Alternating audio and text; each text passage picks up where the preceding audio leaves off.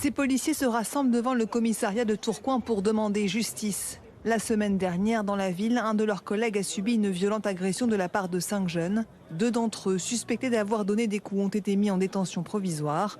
Ils ont finalement été libérés mercredi sous contrôle judiciaire strict. Une décision de justice qui sidère le syndicat Alliance, organisateur de la mobilisation. Écœurés, désabusés et puis parfois même dans la crainte. On veut tous rentrer chez soi le soir, évidemment. Donc c'est ça, c'est le mot. Vu la multiplication des agressions. Ces policiers se sentent abandonnés par les pouvoirs publics et demandent déjà des comptes au futur gouvernement. Arrivé.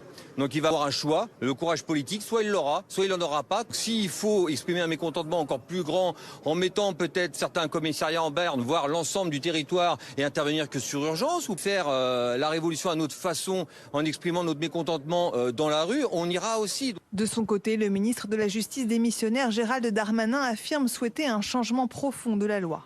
Pour permettre aux policiers, aux gendarmes d'être respectés dans leur uniforme et quand on touche l'uniforme d'un policier, d'un gendarme, mais aussi des pompiers, des soignants, des professeurs, on puisse être certain que la sanction est rapide et que la sanction est sûre, c'est-à-dire on dort en prison.